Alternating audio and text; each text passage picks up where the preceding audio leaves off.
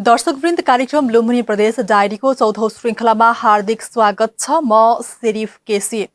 लुम्बिनी प्रदेशभित्रका विभिन्न गतिविधिहरूलाई समावेश गरिएको टेलिभिजन कार्यक्रम लुम्बिनी प्रदेश डायरी लुम्बिनी प्रदेश सरकार आन्तरिक मामिला तथा कानून मन्त्रालयको सहकार्यमा तयार पारिएको हो। सामुदायिक टेलिभिजन बुद्ध आवाज कपिल वस्तुद्वारा उत्पादित कार्यक्रम तपाईँले लुम्बिनी प्रदेशको सामुदायिक टेलिभिजनहरू बुद्ध आवाज कपिल वस्तु सहित रूपन्देहीको बुद्ध सामुदायिक टेलिभिजन, लुम्बिनी टेलिभिजन र राष्ट्रिय टेलिभिजन गरी 4वटा टेलिभिजनबाट हरेक हप्ताको सोमबार र बिहिबार राति 8:30 बजेबाट करिब 9 बजेसम्म हेर्दै आइरहनु भएको छ।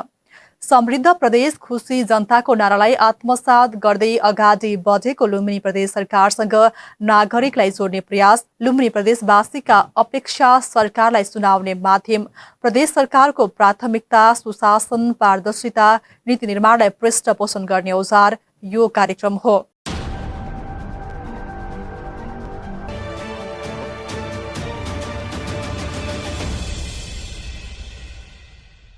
यस कार्यक्रममा प्रदेशभित्रका कृषि, उद्योग, पर्यटन, रोजगारी र अन्य विभिन्न क्षेत्रका बारेमा हामीले प्रदेशका गतिविधि यहाँहरू समक्ष प्रस्तुत गर्दै आइरहेका छौँ। गएको श्रृङ्खलामा हामीले लुम्बिनी प्रदेशद्वारा निर्माण भएका सडकहरूका विषयमा श्रृङ्खला तयार पारेका थियौँ भने आजको श्रृङ्खलामा लुम्बिनी प्रदेशले उद्योग क्षेत्रको विकासका लागि तथा भएका उद्योगहरूको सही व्यवस्थापन गर्नका लागि के कस्ता कामहरू गर्दै आइरहेको छ भनेर आजको श्रृङ्खला तयार पारेका छौँ, जसमा पहिलो स्तम्भ रहेको छ प्रदेश गतिविधि, त्यसै गरी भलाकुसारी स्तम्भ, विशेष टेलिभिजन रिपोर्ट र महत्त्वपूर्ण सन्देश समेट्दै जानेछौँ। अब भने कार्यक्रमको पहिलो स्तम्भतर्फ लागौँ। लुम्बिनी प्रदेश सरकारले यस बीचमा गरेका महत्त्वपूर्ण गतिविधि हामीले प्रस्तुत गर्दैछौँ। प्रस्तुतिमा हुनुहुन्छ सहकर्मी विकास थापा।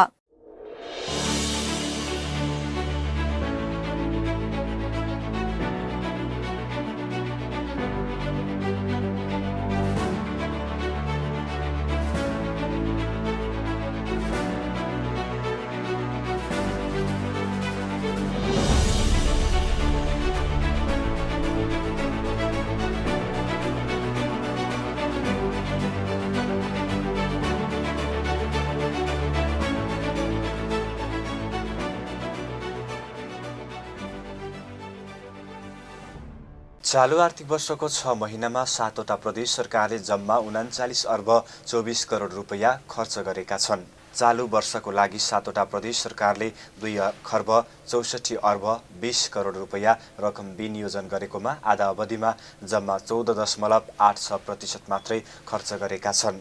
चालू खर्चतर्फ विनियोजन गरेको 1 खर्ब 23 अर्ब 71 करोड रुपैयाँबाट 6 महिनामा 39 अर्ब 56 करोड अर्थात् 15.82% मात्रै खर्च भएको देखिएको छ। चालू खर्चमा सबैभन्दा धेरै लुम्बिनी प्रदेशले 4 अर्ब 74 करोड रुपैयाँ खर्च गरेको छ। सबैभन्दा कम प्रदेश 2ले 1 अर्ब 59 करोड खर्च गरेको छ। पुँजीगत खर्चतर्फ विनियोजन गरिएको 1 खर्ब 39 अर्ब 39 करोड बजेटमा 6 महिनामा जम्मा 19 अर्ब 68 करोड खर्च भएको छ। पुँजीगततर्फ पनि सबैभन्दा धेरै प्रदेश 1ले 4 अर्ब 58 करोड बजेट खर्च गरेको छ। सबैभन्दा कम कर्णाली प्रदेशले 1 अर्ब 11 करोड खर्च गरेको छ। समग्रमा सबैभन्दा बढी लुम्बिनी प्रदेशले 8 अर्ब 28 करोड रुपैयाँ खर्च गर्दा कर्णाली प्रदेशले जम्मा 2 अर्ब 82 करोड रुपैयाँ खर्च गरेको छ। दाङको राप्ती गाउँपालिकाले सबै वडालाई एउटै सडकले जोड्ने गरी राप्ती चक्रपथ निर्माण गर्ने भएको छ। लुम्बिनी प्रदेशको स्थायी राजधानी समेत तोकिएको राप्ती गाउँपालिकाले झण्डै 1 अर्ब रुपैयाँको लागतमा आफ्नो गौरवको आयोजना अघि सारेको हो। 9वटै वडालाई जोड्ने 34 किलोमिटर लामो सडकको निर्माण कार्य पूर्व र पश्चिमबाट एकैपटक सुरु भएको छ। 12 मिटर चौडाइ रहने चक्रपथबाट वडाका गाउँ जोड्नका लागि अरू 6वटा सडकलाई समेत सँगसँगै निर्माण थालिएको गाउँपालिकाका अध्यक्ष नुमानन्द सुवेदीले जानकारी दिनुभयो। तिनै तहका सरकारको लगानीमा निर्माण सुरु भएको राप्ती चक्रपथबाट लुम्बिनी प्रदेशको राजधानीमा व्यवस्थित सडक मार्गको विकास हुने अध्यक्ष सुवेदीले बताउनुभयो। लुम्बिनी प्रदेशमा दलित समुदायको अधिकार र सशक्तिकरणका लागि छुट्टै ऐन निर्माणबारे सरकारले छलफल गरेको छ। प्रदेश नम्बर 2 सहित केही प्रदेशमा दलित समुदायमाथि भइरहेको विभेद र सामाजिक सशक्तिकरणका लागि दलित सशक्तिकरण ऐन निर्माण भएको भन्दै सांसदहरूले आवाज उठाउन थालेपछि सामाजिक विकास मन्त्रालयले अधिकार कर्मीहरूसँग राय सुझाव लिने गरी छलफल सुरु गरेको हो। सामाजिक विकास मन्त्रालय लुम्बिनी प्रदेशको आयोजना र जागरण मिडिया सेन्टरसँगको सहकार्यमा बुटोलमा प्रदेशसभा सदस्य दलित तथा गैर दलित समुदायका सरोकारवालाहरूसँग दलित मैत्री नीति तथा कार्यक्रमबारे अन्तर्क्रिया गरिएको छ।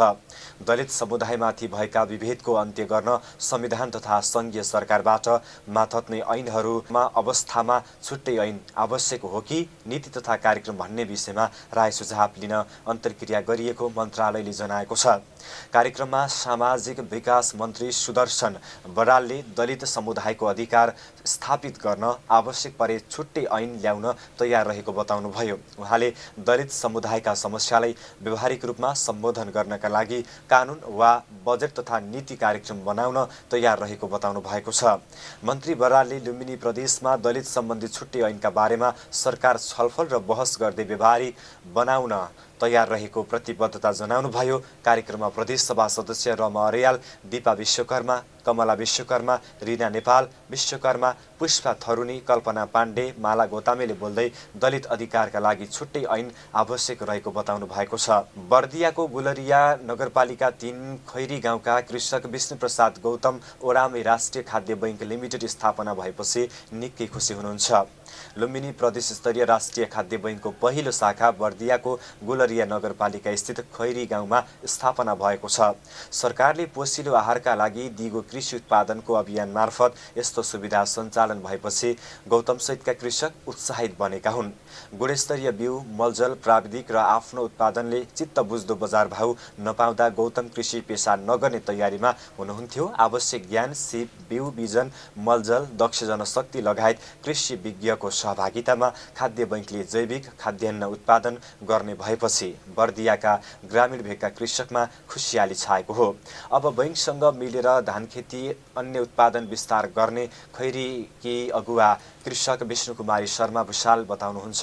काठमाडौँको नयाँ बानेश्वरमा केन्द्रीय कार्यालय रहेको यो बैंकले 7वटै प्रदेशमा कार्यालय स्थापना गरेर 77वटै जिल्लामा खाद्य बैंक सञ्चालन गर्ने तयारी समेत गरेको छ।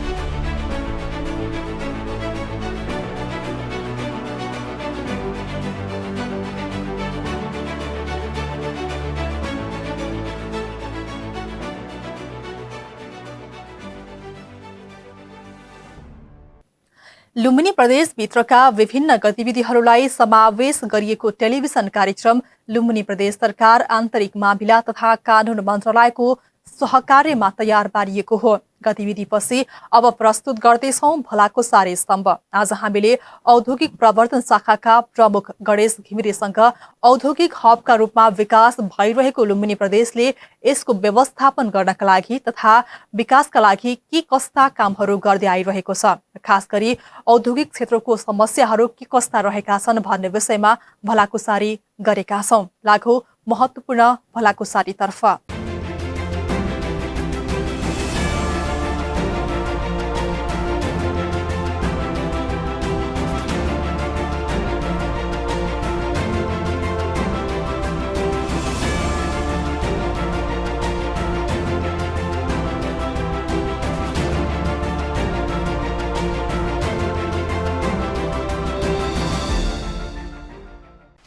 लुम्बिनी प्रदेश औद्योगिक हबको रूपमा विकास भइरहेको छ। यसको प्रवर्धनको लागि चाहिँ के भइरहेको छ यो विषयमा जानकारी गराइदिनुहोस् न। विशेष गरी यो प्रदेश सरकारको स्थापना भए पश्चात उद्योग पर्यटन वन वातावरण मन्त्रालयले उद्योग क्षेत्रको जिम्मेवारी लिएको छ, औद्योगिक प्रवर्धनको जिम्मेवारी लिएको छ र विशेष गरी यो क्षेत्र नेपालकै मध्य खण्डमा पर्ने क्षेत्र भएको कारणले गर्दाखेरि पनि हामीसँग स्पेशल इकोनोमिक जोन भैरवामा अलरेडी छँदैछ। त्योदेखि बाहेक बुटोल औद्योगिक क्षेत्र र नेपालगञ्ज औद्योगिक क्षेत्र यसभन्दा अगाडि नै औद्योगिक क्षेत्रहरू छँदैछन् र प्रदेश सरकार आइसके पश्चात 9 बस्ता औद्योगिक क्षेत्र नेपालगञ्ज र मोतीपुर औद्योगिक क्षेत्र बुटवल यी दुई क्षेत्रहरूको लागि हामीले त्यसको क्षेत्र व्यवस्थापनदेखि लिएर यसको अधिकार क्षेत्र प्रदेशमा आउनुपर्छ भनेर हामीले सङ्घीय सरकारसँग माग गरेका छौँ र अर्को दाङमा पनि औद्योगिक क्षेत्र नयाँ औद्योगिक क्षेत्र स्थापनाको लागि सङ्घीय सरकारसँग सिफारिस गरिसकेको अवस्था छ यो यदि कुराहरूलाई विश्लेषण गर्दा यो क्षेत्र भोलिका दिनमा पनि औद्योगिक हब बन्न सक्ने पर्याप्त सम्भावना भएको क्षेत्रको रूपमा लिन सकिन्छ। जसरी लुम्बिनी प्रदेश भारतसँग जोडिएको छ, भारतमा उत्पादन भएका माल वस्तुहरू सहजै नेपाल भित्रिने अवस्था छ होइन। यसरी नेपाल भित्री रहँदाखेरि नेपालमा उत्पादन भएका माल वस्तुहरूले भारत बजारसँग प्रतिस्पर्धा गर्न सक्ला कि नसक्ला, यहाँले कसरी हेर्नुहुन्छ? निश्चय पनि अहिले भारत आफैमा पनि ठुलो औद्योगिक क्षेत्र भएको र त्यसमा प्रविधिमा आधारित औद्योगिक क्षेत्र भएको कारणले गर्दा पनि नेपाली उद्योगहरूले त्यो मार खेप्न परिरहेको अवस्था छ र यसको विकल्पको रूपमा हामीले तुलनात्मक लाभ भएका क्षेत्रहरूलाई जोड दिने गरी चाहिँ औद्योगिक क्षेत्रहरूको पहिचान गर्नुपर्ने अवस्था रहन्छ। विशेष गरी हाम्रो क्षेत्र भनेको यो पर्यटनको लागि अति उत्तम क्षेत्रको रूपमा रहन्छ, जस्तो लुम्बिनी भयो, त्यसपछि गएर विभिन्न किसिमका मठ मन्दिरहरू भएको क्षेत्र भयो र अर्को हाम्रो यो वन क्षेत्र जुन वन त्यसपछि गएर वन्यजन्तुहरूसँग सम्बन्धित पर्यटनलाई हामीले प्रवर्धन गर्न सकिने अवस्था रहन्छ। र अर्को महत्त्वपूर्ण क्षेत्र भनेको हिजोका दिनमा हाम्रो यहाँको खानीजन्य उत्पादन जुन इन्डियामा निकासी हुन्थ्यो र अहिले गत साल प्रदेश सरकारले पनि कुन कुन क्षेत्रमा खानीजन्य क्षेत्रहरू यो ढुङ्गा गिटी रोडा को सम्भावनाको अध्ययन गरेका छौँ र यस्ता जुन तुलनात्मक लाभका वस्तुहरूको उत्पादन गरेर बिक्री गर्ने चिजहरूको हामीले पहिचान गर्न सक्यौँ भनेदेखि निश्चय पनि प्रतिस्पर्धा गर्न सकिने र भोलिका दिनमा हाम्रोमा यो आयात र निर्यातको तुलना गर्दाखेरि चाहिँ आयात प्रतिस्थापन गर्न सक्ने खालको अथवा निर्यात बढाएर हाम्रो इकोनोमीलाई चाहिँ थिर बनाउन सकिने खालको सम्भावना देखिन्छ। औद्योगिक हबको रूपमा विकास भइरहेको लुम्बिनी प्रदेशमा उद्योग विकास हुने क्रममा चाहिँ कति उद्योगहरू चाहिँ अहिले दर्ता भएका छन्, कति उद्योगहरू खुल्ने क्रम छन्? सरसर्ती हेर्दाखेरि अहिलेसम्म कति उद्योगहरू खुले र सँगसँगै यो चालु आर्थिक वर्षमा चाहिँ कति उद्योगहरू दर्ता भएका छन्, यो विषयमा भनिदिनुहोस् न। अहिलेसम्म अहिले प्रदेशले लघु घरेलु तथा साना उद्योगको जिम्मेवारी हेरेको थियो र औद्योगिक व्यवसाय ऐन 2076 आइसके पश्चात मझौला तथा ठुला उद्योगहरू अनुसूची 1 मा भएका केही संवेदनशील उद्योगहरूदेखि बाहेकका अरू उद्योगहरू प्रदेशमा दर्ता हुने, त्यसपछि त्यसको व्यवस्थापन गर्ने जिम्मेवारी चाहिँ प्रदेश मन्त्रालय र मातहतका निकायमा छ र यो हामीले अबको दिनमा प्रदेश सरकारले यी अहिलेसम्म करिब 69,000 उद्योगहरू प्रदेशमा दर्ता भएका छन्, लघु घरेलु तथा साना उद्योगहरू र यो अहिले चालु आर्थिक वर्षमा विगतमा यो कोभिडको प्रभावको कारणले गर्दा केही मत्थर भए तापनि चालु आर्थिक वर्षमा 4479 यो प्रथम चौमासिक अवधि भरमा लघु घरेलु तथा साना उद्योगहरूको दर्ता भएको अवस्था छ र यसबाट 27,885 रोजगारीको सिर्जना भएको अवस्था छ। यद्यपि हामी अहिलेसम्म अझै यो जनशक्ति र तौर तरिकाको व्यवस्थापन गर्न नसकेर अझै यसको क्षमता विकास गर्न लागिरहेका छौँ र अहिले मझौला तथा ठुला उद्योगहरू चाहिँ दर्ता गर्ने प्रक्रियामै छौँ। त्यसकारणले गर्दा यो तथ्याङ्कले पनि के देखाउँछ भने यो क्षेत्र यो लघु घरेलु साना उद्योग तथा मझौला र ठुला उद्योगहरूको एउटा भोलिका दिनमा ठुलो हब बन्न सक्ने सम्भावना देखिन्छ र उद्योग खुल्ने क्रमले पनि यो क्षेत्र औद्योगिक क्षेत्रको रूपमा विकास हुँदै जाने अवस्था देखिन्छ। उद्योगमा नयाँ प्रविधिहरू भित्राउनको लागि चाहिँ के कस्ता पहलहरू भएका छन्? साँच्चीकै उद्योगमा नयाँ नवीन प्रविधि अहिलेको आवश्यकता पनि हो र जसले गर्दाखेरि उद्योगको त्यसमा लाग्ने लागत घटाएर प्रतिस्पर्धा पनि बढाउँछ र निर्यात बढाउन पनि सकिने अवस्था रहन्छ। यसको लागि दक्ष जनशक्तिको आवश्यकता पर्छ एउटा कुरा, र अर्को नयाँ मेसिनरी उपकरणहरू र आइटीको प्रयोग गर्नुपर्ने अवस्था रहन्छ। त्यस कारणले गर्दा अहिले हामीले प्रदेश सरकारले जुन किसिमको सहुलियतहरू दिएको छ उद्यमीहरूलाई, त्यस्ता उद्यमीहरूलाई दिने सहुलियतमा नवीन प्रविधिहरू भित्राएको तथा यो निर्यात स्थानीय कच्चा पदार्थको उपयोग गर्ने र निर्यातजन्य वस्तुहरू उत्पादन गर्ने उद्योगहरूलाई चाहिँ हामीले फोकस गरेर प्रदेश सरकारले त्यस्ता उद्यमीहरूको लागि यो लघु उद्यम विकास कोष मार्फत त्यो किसिमको ऋण प्रवाह हामीले प्रविधि हस्तान्तरण जस्ता कार्यक्रमहरू सञ्चालन गरेका छौँ। उद्योगीहरूको समस्या के कस्ता रहेका छन् र यिनी विषयमा चाहिँ मन्त्रालयबाट पर्याप्त रूपमा अनुगमन भएको छ कि छैन, र अर्को पनि विषय के रहेको छ भने उद्योग र औद्योगिक विषयको समस्या के कस्ता रहेका छन्, यहाँले कसरी अध्ययन गर्नु भएको छ? हामीले यसै वर्ष चालु आर्थिक वर्षमै महिला उद्यमीहरूसँग पनि प्रदेश स्तरको अन्तर्क्रिया कार्यक्रम नेपालगञ्जमा सञ्चालन गरेका थियौँ र अर्को एजे होल हामीले यो ठुला उद्योगीहरूसँगको पनि बुटोलमा अन्तर्क्रिया कार्यक्रम सञ्चालन गरेका थियौँ र त्यस कार्यक्रममा उद्यमीहरूले उठाउनुभएका केही समस्याहरू जस्तो अहिले काठको विषय उठाउनु भएको छ। अहिले काठ बन्द छ र विदेशबाट काठ आइरहेको छ, स्वदेशको काठलाई चाहिँ प्रचुर मात्रामा उपयोग गर्नु पर्यो भन्ने कुराहरू उठाउनु भएको छ। त्यस्तै यो क्रसर उद्योगको धेरै समस्या छ। हिजोको दिनमा भएको मापदण्डले क्रसर उद्योगीहरूलाई धेरै अप्ठ्यारोमा पारेको हुनाले क्रसर उद्योगको समस्या हल गर्नको लागि एउटा प्राधिकरण गठन गरियोस् र क्रसर उद्योगहरूको लागि एउटा निश्चित क्षेत्र दिएर स्थापना गरियोस् भन्ने कुराहरू उठाउनु भएको छ। त्यस्तै गरी कृषि र उद्योगको सम्बन्ध हुनुपर्छ। कृषिले कच्चा पदार्थ पर्याप्त उत्पादन भएमा मात्रै उद्योगको लागि चाहिँ आधार तयार हुन्छ। त्यस कारणले कृषि र उद्योगको पर्याप्त परिपूरक सम्बन्ध कायम गर्नुपर्छ भनेर भन्नुभएको छ र विगतमा उद्योग स्थापना भएर नवीकरण नभएका उद्योगहरूलाई यो प्रदेश सरकार आइसकेपछि एउटा हामीले एक वर्षको समय दिएका थियौँ। त्यो समय अझै कम भयो र यो समय अझै थप गर्नुपर्छ भन्ने कुराहरू उठाउनु भएको छ। अर्को ब्याङ्क रेट धेरै महँगो भयो र ब्याङ्किङ प्रोसेसको प्रक्रियाले गर्दाखेरि उद्यमीहरूले बिचैमा छोड्ने अवस्था सिर्जना भएको छ। त्यस कारणले गर्दा सरकारले लगानी गर्दाखेरि सरकारले ब्याङ्क छुटको लागि प्रशस्त मार्ग प्रशस्त गरोस् भन्ने कुराहरू उठाउनु भएको छ। त्यसै गरी सरकारी संयन्त्र अलि दक्ष जनशक्ति र धेरै अलि छरितो होस्, एकद्वार प्रणाली मार्फत उद्योग प्रशासन सञ्चालन होस् भन्ने कुराहरू उद्यमीहरूले उठाउनु भएको छ।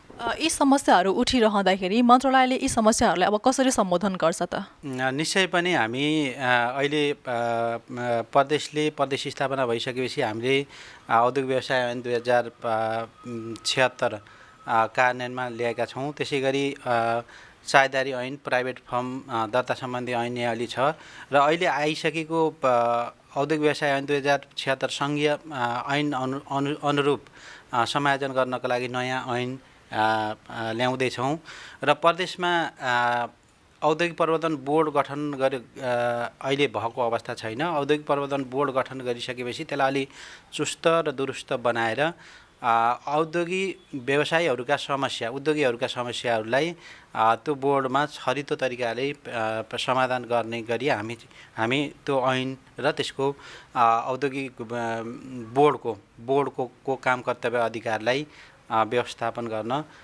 खोजिरहेका छौँ। त्यसकारणले अहिले अब धेरै अधिकार यो सङ्घीय व्यवस्था आइसकेपछि, धेरै अधिकार उद्योग व्यवस्थापनको प्रदेशलाई आइसकेपछि हामी यो नयाँ ऐन मार्फत यी कुराहरूलाई सम्बोधन गर्ने प्रयास गर्दैछौँ। हामी संवादको अन्ततर्फ नै आइरहेका छौँ। यति बेला टेलिभिजन हेर्नुहुने दर्शक सँगसँगै आम श्रोताहरूलाई के भन्न चाहनुहुन्छ कार्यक्रम मार्फत? वास्तवमा यो कार्यक्रम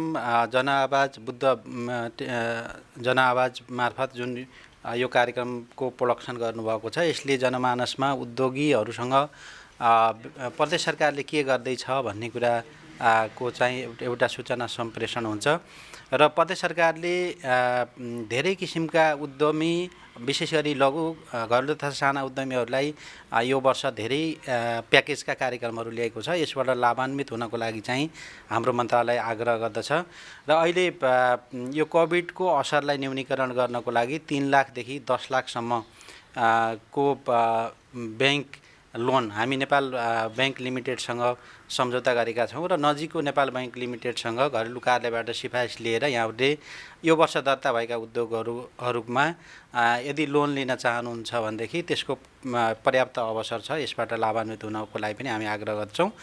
अर्को कुरा, प्रविधि हस्तान्तरणमा यो वर्ष मन्त्रालयले ठुलो रकम घरेलु कार्यालय मार्फत खर्च गर्दैछ। त्यस कारणले गर्दा यो वर्ष दर्ता भएका उद्योगहरूमा उहाँहरूले जोडेका उपकरणहरूको 50%, बढीमा 10 लाखसम्मको 50% लागतका उपकरणहरूमा प्रदेश सरकारले चाहिँ प्रविधि हस्तान्तरणको कार्यक्रम ल्याएको छ। यो कार्यक्रमबाट यहाँहरू लाभान्वित हुनको लागि चाहिँ आग्रह गर्दछौँ। र प्रदेश सरकारले अरू थुप्रै भगत सर्वजित दलित लक्षित कार्यक्रम 2 करोडको कार्यक्रमहरू, हामी मागमा आधारित कार्यक्रमहरू सञ्चालन गरिरहेका छौँ। र यो लुम्बिनी क्षेत्रमा यो बुद्ध कला ललित कला सम्बन्धीका को सूचना निस्किएको छ। हामीले यतिखेरै सूचना निकालेका छौँ निर्देशनालय मार्फत। र तालिम लिएर उद्यमी हुन चाहने व्यक्तिहरू एक पाइला अगाडि सर्ने र इमान्दार हुनुहुन्छ भनेदेखि प्रदेश सरकारले पर्याप्त कार्यक्रमहरू ल्याएको छ यसबाट लाभान्वित हुन। र यसको लागि चाहिँ यसको ठाउँ, क्षेत्र, यसको तौर तरिकाको लागि चाहिँ उद्यमीहरूले खोजी नीति गर्दै प्रदेश सरकारका विभिन्न निकायहरू, मन्त्रालय, निर्देशनालय र घरेलु कार्यालयहरूसम्म आइपुग्नको लागि पनि मन्त्रालय हार्दिक अनुरोध गर्दछ। महत्त्वपूर्ण समय व्यवस्थापन गरेर महत्त्वपूर्ण जानकारी दिनुभयो, यहाँलाई धन्यवाद। कार्यक्रमबाट बिदा गर्छौँ। हस्, धन्यवाद।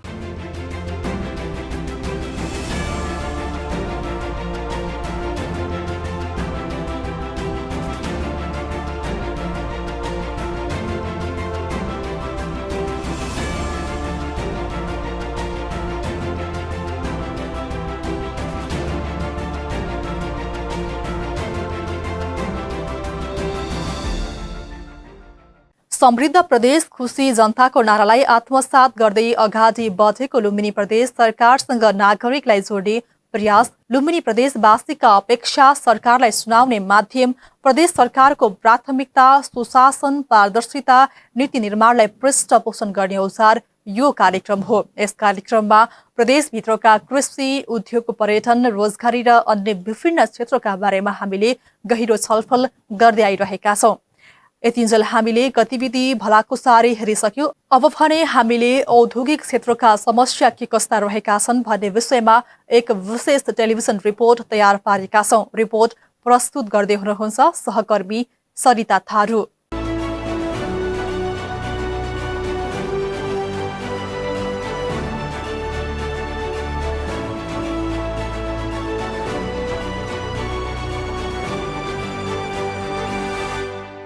लुम्बिनी प्रदेश स्वदेशी तथा विदेशी पुँजी र प्रविधिको लगानीका हिसाबले अरू प्रदेशभन्दा बढी चर्चामा रहँदै आएको छ। 76,000 बढी उद्योगहरू स्थापना भएको प्रदेशमा चालु आर्थिक वर्षको पौष मसान्तको 6 महिनाको अवधिमा कुल 7,381 वटा नयाँ उद्योगहरू थपिएका छन्। समृद्ध नेपाल सुखी नेपाली भन्ने सरकारको मुख्य नारालाई साकार पार्न लुम्बिनी प्रदेश सरकार घनीभूत रूपमा लागि परेकोले उद्योग मैत्री वातावरण बन्दै गएको छ। फलस्वरूप लुम्बिनी प्रदेशभित्र स्थापना गर्ने र सञ्चालनमा ल्याउन नयाँ नयाँ सोचहरू कार्यान्वयन हुँदै गएका छन्। यस्तै नयाँ उद्यमी मध्येका बर्दिया जिल्लाका उद्यमीले उद्योग स्थापना पछिको अवस्थाबारे बताउँदै भन्नुभयो। टिकाराम रिजाल बाँके बैजनाथ छ। जुन पिरियडमा कोरोनाको एकदम प्रकोप भयो त्यो टाइममा चाहिँ हामीले किसानहरूसँग चाहिँ गाउँको बिउहरू सङ्कलन गर्न पर्ने र त्यो गाउँको बिउहरू हामीले भने जति मात्रामा किसानहरूबाट चाहिँ हामीले सङ्कलन गर्न सकेनौँ। लगभग हाम्रो धन्य 150 मेट्रिक टन चाहिँ गाउँको बिउहरू जति यहाँ आइपुग्नु पर्थ्यो त्यति हाम्रो आउन सकेन। ट्रान्सपोर्टेसनहरूको एकदमै गाह्रो भयो। तैपनि हामीले चाहिँ एउटा धानको बिउहरू चाहिँ किसानकोमा पुर्यायौँ र गाउँको बिउ लिनमा चाहिँ हाम्रो कोरोनाबाट चाहिँ इफेक्ट नै भयो। हामीले लमसम 1.5 महिनाको हाराहारी त अफिस पुरै क्लोज नै गर्यौं। लुम्बिनी प्रदेशमा चालु आर्थिक वर्षको मङ्सिर मसान्तसम्म कुल 76,090 वटा उद्योग स्थापना भएका छन्। जसअनुसार 164 वटा ठूला उद्योग, 4,100 87वटा लघु उद्योग, 283वटा मझौला उद्योग, 1799वटा घरेलु उद्योग र 69657वटा साना उद्योगहरू हाल प्रदेशभित्र रहेका छन्। बर्दियामा 5457वटा, बाँकेमा त्यसैगरी 8554वटा, दाङमा 8318, रोल्पामा 3042वटा, रुकुम पूर्वमा 196, प्युठानमा 3384वटा, अर्घाखाँचीमा 3042, गुल्मीमा 3626, पाल्पामा 3196, नवलपरासीमा 8470, रूपन्देहीमा 15198 र कपिलवस्तुमा 7054वटा उद्योगहरू रहेका छन्। चालु आर्थिक वर्षको पौष मसान्तसम्ममा नयाँ उद्योग स्थापनाको अवस्था हेर्दा उत्पादनमूलक घरेलु उद्योग 7वटा, साना उद्योग 789वटा, कृषि तथा वनजन्य साना उद्योग 4646वटा, ऊर्जामूलक उद्योग 276वटा, साना निर्माण सम्बन्धी उद्योग 30वटा, सेवामूलक उद्योग 1050वटा स्थापना भएका छन्। यसैगरी 502वटा पर्यटन उद्योग, 83वटा सञ्चार तथा सूचना प्रविधि उद्योग गरी कुल 7381वटा उद्योगहरू चालु आर्थिक वर्षको पौष मसान्तसम्म आइपुग्दा स्थापना भएका छन्। तर यसबीचमा खनिजजन्य उद्योग एउटा पनि स्थापना हुन सकेको छैन। सम्बन्धित उद्योगहरूमा 7670 जना उद्योगीहरूको लगानी भएको छ, जसबाट 9679 जना महिला, 16147 जना पुरुष गरी कुल 25825 जनाले रोजगारी पाइरहेका छन्।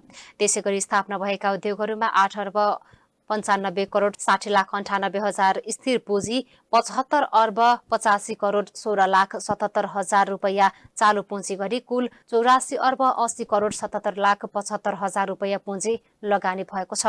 ती नयाँ उद्योगहरूले वार्षिक रूपमा 20 अर्ब 27 करोड 15 लाख 27 हजार रुपैयाँ बराबरको उत्पादन गर्ने प्रक्षेपण गरिएको छ। यस अवधिमा 1 करोड 96 लाख 76 हजार रुपैयाँ उद्योग मार्फत राजस्व संकलन भएको छ। समग्र प्रदेशभित्रको औद्योगिकरणको अवस्थालाई हेर्दा हालसम्म बर्दिया जिल्लामा प्रदेशका अन्य सबै जिल्ला भन्दा धेरै 27 अर्ब 93 करोड 29 लाख 98 हजार रुपैयाँ लगानी भएको छ। यसैगरी रोल्पा जिल्लामा सबैभन्दा कम 43 करोड 8 लाख 50 हजार रुपैयाँको लगानी उद्योग क्षेत्रमा भएको छ। उद्योग स्थापनाले नयाँ अवसर सिर्जना गरिरहँदा चुनौती पनि थपिएका छन्। चुनौतीबारे बताउँदै विभिन्न जिल्लाका उद्योगीहरू यस्तो तर्क गर्छन्। अहिले व्यापार जुन छ अलिकति डामाडोल छ, व्यापारमा मजा छैन। के छ हाम्रो फेरि व्यापारमा आम्दानीको मेन कुरा हुन्छ, आम्दानी होस् भनेर। अब सबै सामानको दाम महँगो हुँदै गएको छ, तर हाम्रो बिक्री व्यवसाय सङ्घमा के छ, लडाइँ धेरै छ के एमा व्यापार गर्न अलिकति गाह्रो भइरहेछ। यहाँ मान्छेले के भन्छ, अरे कत्रो महँगो भयो, पारी त यस्तो सस्तोमा पाउँछ। पारीबाट सिमाना ठाउँ ठाउँमा खुल्लै छ, पारीबाट पनि सामान पछार यहीँ हुन्छ। हामी बाटोको छेउमा भएर अलिकति अप्ठ्यारो हुन्छ हामीलाई। तुलसीराम घिमिरे, बृहस्पति एग्रो इन्डस्ट्रिज प्राली, बाडङ्गा 3 करमानामा व्यवसाय त पूर्ण रूपमा प्रभावित छ। अझै पनि त्यसको प्रभाव उत्तिकै छ भन्दा हुन्छ।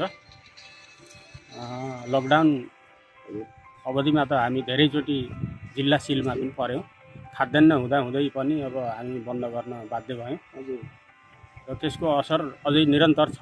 उद्योगलाई अब कसरी विस्थापित हुनबाट कसरी रोक्ने, उद्योगलाई अब त्यही किसिमले चलाउनको लागि अब गर्नुपर्ने सरकारले गर्नुपर्ने कामहरू त धेरै छन्। गरिन्छ भने म्यानुअल धेरै लाग्दाखेरि, कामदार धेरै लाग्दाखेरि त्यसको चाहिँ ज्याला धेरै हुने भयो। त्यसले गर्दाखेरि अब बाहिर ठुल्ठुलो कम्पनीहरूको माल आउने, भारतबाट निकास भएर आउने मालमा चाहिँ हामी कम्पिटिसन गरेर लड्न नसकिने, हाम्रो उत्पादन महँगो पर्न आउँछ। त्यसैले गर्दाखेरि हामीले वास्तवमा बजारमा बेच्दाखेरि हामीले जुन चाहिने मूल्य हो त्यति पाइरहेको स्थिति छैन। सम्झना बैजनाथ वडा नम्बर 6 बाँके धेरैभन्दा पनि धेरै प्रभाव पारिरहेको छ र पारि पनि रहेछ। अझै पनि सामान्य व्यापारीहरूलाई धेरै लस हुन गएको छ र त्यही बिचमा महँगी पनि यसरी बढिदियो कि मान्छेलाई खाना लाउन पनि हम्मे भएको अवस्था अझै पनि रहिरहेको छ। कृष्ण प्रसाद गैरी, बाडङ्गा नगरपालिका वडा नम्बर 2। काष्ठ व्यवसायीलाई ठुलो मर्का परेको छ। एउटा एकतर्फ कोरोनाले मर्का परेको छ। प्रदेश सरकारले हामीलाई अब के भन्दाखेरि हामीलाई निकासी पैठारीको सुविधा दिने र हामीलाई केही सुविधाहरू प्रदेश सरकारले हामीलाई यो एउटा उद्योगलाई पनि हामीले व्यवस्था गरिदिनुपर्छ। कोही उद्योगहरू कहाँ छन्, कोही उद्योगहरू कहाँ छन्, कम्तीमा हामीलाई एउटा उद्योग परिटोर राख्न हामीलाई दिनुपर्छ। बहादुर बुढा छेत्री, सम्झना बजार, बाँके। व्यापारलाई त प्रभावित त पारेकै थियो, तर इन्डिया बोर्डरको नाका बन्द हुनाले अलि हल्का व्यापार भएकै जस्तो पनि भएको थियो। अप्ठ्यारो त पारेकै थियो। बहादुर भुषाल, लुम्बिनी प्रदेश इटा व्यवसायी सङ्घ प्रदेश नम्बर 5। हाम्रो पेसा साह्रै धारै छ। सरकारले यसमा जुन एउटा अनुदान हेर्न पर्ने, न हाम्रो इटाको बिमा पनि हुँदैन, नभएको हुनाले त्यो साल पानी पनि असाध्यै पोहोर साल पर्यो र कोरोनाले दोहोरो मारमा हामी परेछौँ। व्यवसाय बच्यो भने देश बच्छ र हामी सबभन्दा धेरै ट्याक्स तिर्ने मान्छे पनि हामी हौँ। हामी सोच्छौँ। लुम्बिनी प्रदेश विदेशी पुँजी र प्रविधि लगानीका हिसाबले पनि अगाडि छ। यो प्रदेशका उद्योगमा पछिल्लो भारत, चीन, जापान, अमेरिका, डेनमार्क र मलेसिया जस्ता देशबाट लगानी बढेको छ। चीनिया व्यावसायिक समूहले दीर्घकालीन लगानीमा जोड दिएका छन्। सिमेन्ट, हाइड्रो पावर र होटलहरूमा विदेशी लगानी बढेका छन्। भारतको लगानी यो प्रदेशका उद्योगमा पुरानै हो। उनीहरूले पनि विभिन्न क्षेत्रमा लगानी वृद्धि गरेका छन्। सरकारी तथ्याङ्क अनुसार यो प्रदेशमा भारत, चीन, मेनल्यान्ड, ताइवान र हङकङ समेतले ठूलो लगानी गरेको नेपाल सरकारको उद्योग वाणिज्य तथा आपूर्ति मन्त्रालयको तथ्याङ्कमा उल्लेख छ। प्रदेशका लागि ठूलो मात्रामा चीनको लगानी कोभिड सुरु हुनुभन्दा केही समय अघि भित्रिएकोमा कोभिडकै बीचमा पनि यो क्रम बढेर गएको छ। अर्थविद तथा उद्योगीहरूका अनुसार प्रदेशको उद्योगमा लगानी बढ्नुको कारण लगानीकर्ताले उद्योगमा आफ्नो लगानी सुरक्षित देख्नु हो। घरेलु तथा साना उद्योग महासंघ लुम्बिनी प्रदेशका अध्यक्ष नेत्र पाठकले देशमा राजनीतिक गतिरोध हटेका र प्रदेश सरकारले लगानी मैत्री वातावरण बनाइदिएकाले आफ्नो लगानी सुरक्षित हुने ठानेर लगानी बढेको बताउनुभयो। प्रदेश सरकारको तर्फबाट जुन लघु साना उद्योगीहरू भनिन्छ तर साना उद्योगीहरूलाई पनि पर्याप्त रकम चाहिँ पुग्न सकेको छैन। लघु तथा घरेलु उद्योगहरूलाई के हदसम्म राहत दिने खालको नीति लिएर आएको छ, त्यो अति सकारात्मक छ र त्यसलाई विस्तार गरेर लिएर जानुपर्छ। र अहिले एकदम ब्याजै बिना भन्नुभन्दा पनि कमसेकम पनि 1 करोडसम्म लगानी गर्ने उद्योगीहरूलाई 5% भन्दा माथि चाहिँ ब्याज नलागोस् र त्यो सम्ममा काम गर्न सक्ने वातावरण सिर्जना भयो भने साना उद्योगीहरूले पनि आफ्ना उद्योगहरूलाई व्यवस्थापन गरेर व्यवस्थित तरिकाबाट लैजाने खालको वातावरण बन्ने थियो। र यो अनुगमन गर्ने एउटा निकाय तयार गर्नुपर्ने जरुरी छ। जुन एउटा त्यो साना उद्योग विकास कोष भनेर चाहिँ प्रदेश सरकारले छुट्याएको छ, त्यो सकारात्मक रहँदै पनि त्यो पर्याप्त छैन। त्यसलाई अरू बढाउनु पर्ने आवश्यकता मैले देखेको छु र त्यो कोषको लगानी भइसके पश्चात त्यसलाई अनुगमन गर्नुपर्ने आवश्यकता देखिन्छ। प्रदेश सरकारले विभिन्न खालको सुविधाहरू घोषणा गरेको छ र सोही अनुसार पनि लघु तथा घरेलु उद्योगहरू स्थापित गर्ने उद्देश्यका साथ, मन्त्रालयका साथ रोजगारी सिर्जना गर्ने उद्देश्यका साथ केही युवाहरू कम्तीहरू लागेको अवस्था देखिन्छ।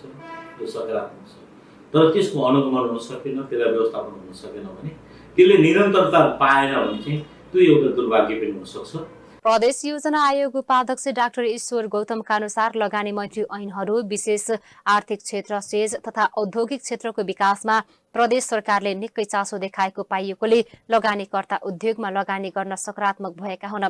फलस्वरूप यो प्रदेश औद्योगिक हबका रूपमा विकसित हुने देखिएको छ।